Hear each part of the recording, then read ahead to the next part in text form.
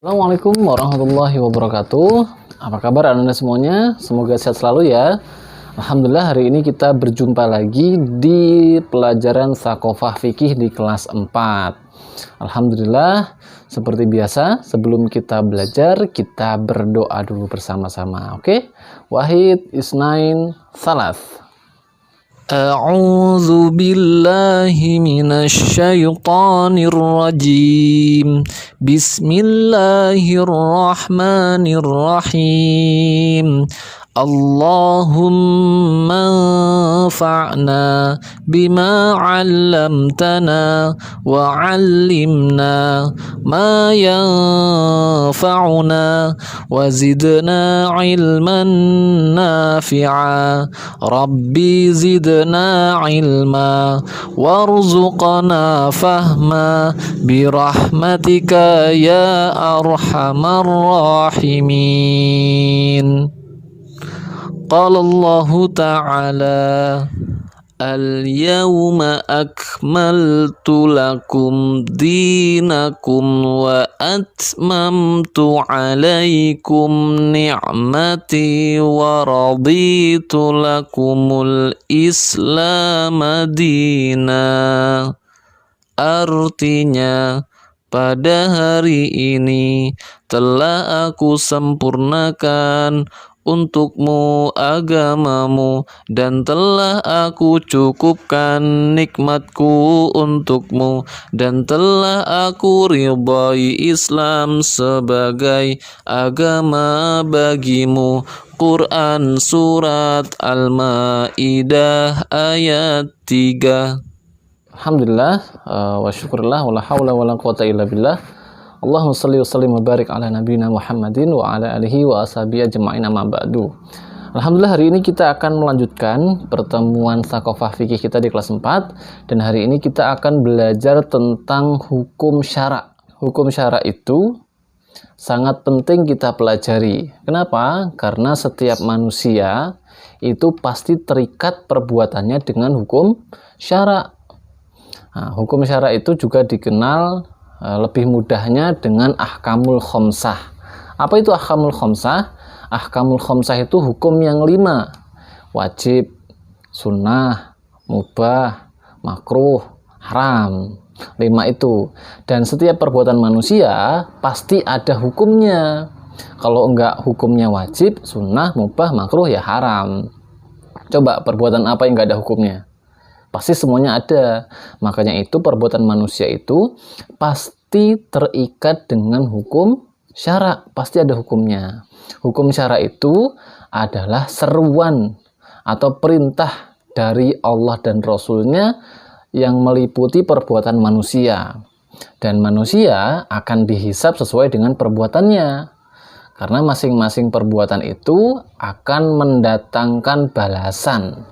Allah Subhanahu wa taala berfirman di surah Al-Zalzalah ayat 7 dan 8, "Faman ya'mal mithqala dzarratin khairan yarah wa may ya'mal mithqala dzarratin syarran yarah."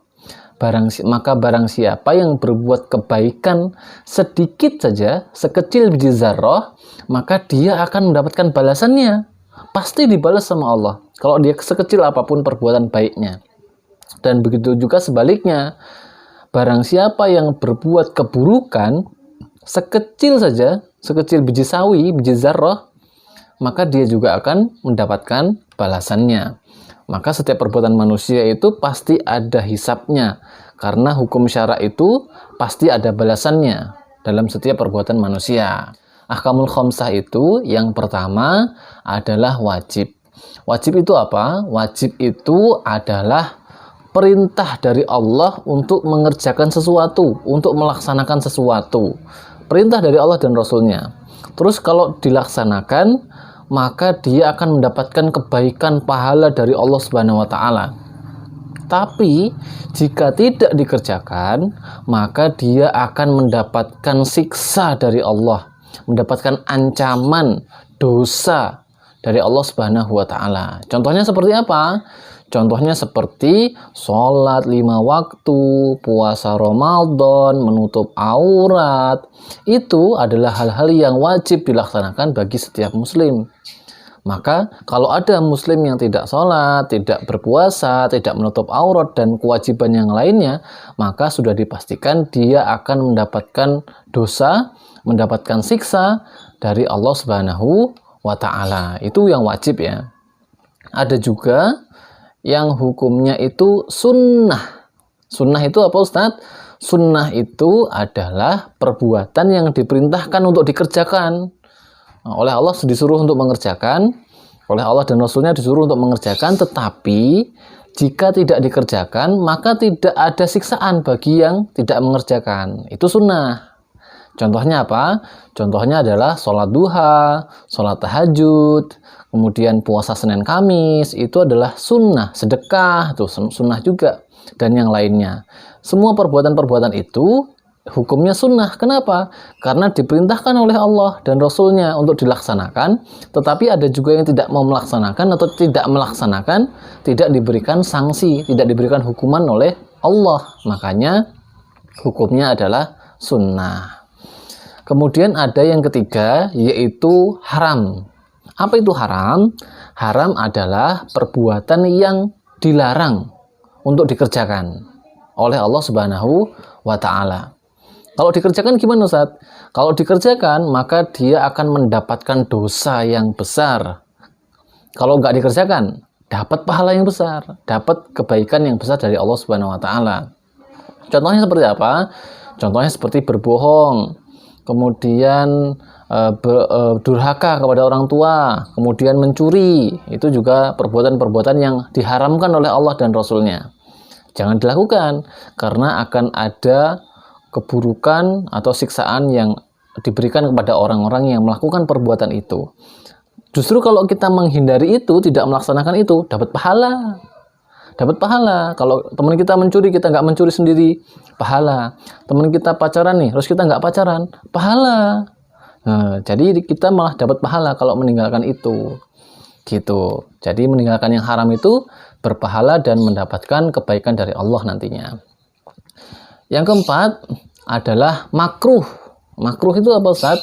Makruh itu adalah perbuatan yang juga dilarang untuk dikerjakan, tetapi kalau dikerjakan itu nggak ada siksanya, nggak ada hukumannya, maka ya, itu hukumnya makruh.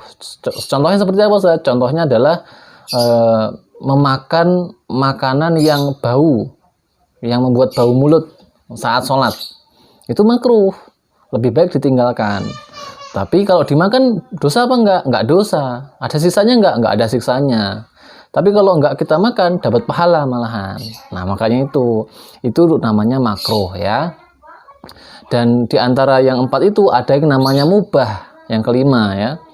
Mubah itu apa? Mubah itu adalah perbuatan yang enggak ada perintah, juga enggak ada larangan untuk dikerjakan ataupun ditinggalkan.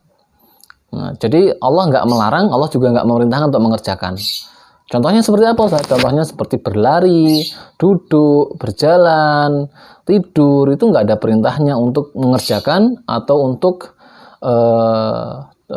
meninggalkan. Maka kalau nggak ada perintah dan larangannya, itu hukumnya mubah atau boleh-boleh saja. Boleh itu artinya kalau dikerjakan nggak dapat pahala, nggak dapat dosa, ditinggalkan juga nggak dapat pahala, nggak dapat dosa. Nah, beda ya. Tidur qailullah itu ada perintahnya. Qailullah itu ada perintahnya. Perintahnya adalah qailullah, tidurnya ada syaratnya. Tidur di siang hari. Itu ada perintahnya. Tapi kalau tidur biasa, nggak ada perintahnya. Makanya beda antara tidur qailullah dengan tidur biasa. Makanya kalau mau tidur itu diniatkan dulu, ini tidurnya untuk apa? Apakah untuk qailullah atau untuk biasa aja? Nah, sayang banget kan pas tidur, kalau tidurnya dengan tidurnya qailullah dapat pahala tuh. Tapi kalau tidur biasa nggak pakai niat, nggak ada tujuan, asal tidur aja, maka dia nggak dapat pahala, nggak dapat dosa. Gitu ya. Semoga bisa difahami. Maka setiap seorang muslim, setiap manusia itu pasti terikat dengan hukum syara. Perbuatannya pasti kalau nggak wajib, sunnah, mubah, makruh, ya haram. Dan setiap perbuatan manusia pasti ada hisabnya, pasti ada balasannya dari Allah Subhanahu wa Ta'ala. Maka sudah seharusnya kita sebagai manusia itu terbiasa melaksanakan yang wajib, kemudian menyempurnakannya dengan yang sunnah, terbiasa meninggalkan yang haram, menjauhi atau menghindari yang makruh, dan meninggalkan perkara-perkara yang mubah. Kenapa kok yang mubah harus ditinggalkan, Ustadz? Karena yang mubah itu sia-sia, nggak ada pahala, nggak ada dosa. Kan rugi banget, harusnya kita berbuat sesuatu itu dapat balasan dari Allah, ini nggak dapat apa-apa, kan rugi banget. Makanya dan sifatnya seorang mukmin, orang yang beriman itu adalah terbiasa meninggalkan yang mubah atau yang nggak berguna bagi dia. Walladzina hum 'anil lagwi mu'ridun, dan mereka itu orang-orang mukmin itu adalah yang terbiasa meninggalkan perbuatan yang tidak berguna baginya, seperti main game, apalagi main yang lain, pokoknya yang nggak berguna lah. Makanya kalau mau main itu niatkan untuk ibadah. Caranya gimana? Ana pengen main bola, tapi biar jadi ibadah, ana niatkan supaya badan sehat. Kalau sehat kan ibadahnya makin semangat. Nah, maka main bolanya itu diniatkan untuk ibadah. Nah, jadi itu ibadah, jadi sunnah jadinya. Tapi kalau asal main bola aja, nggak ada niat, nggak ada tujuan, mubah jadinya, nggak dapat pahala, nggak dapat dosa. Gitu ya, semoga bisa dipahami. Sampai di sini pertemuan kita tentang hukum syara, semoga bisa dipahami. Kita tutup sama-sama dengan membaca lafaz hamdalah dan doa penutup majelis. Alhamdulillahirabbil alamin, subhanakallahumma wa bihamdika, asyhadu an la ilaha illa anta, astaghfiruka wa atubu ilaik. Kurang lebih mohon maaf. Wassalamualaikum warahmatullahi wabarakatuh. Bye bye.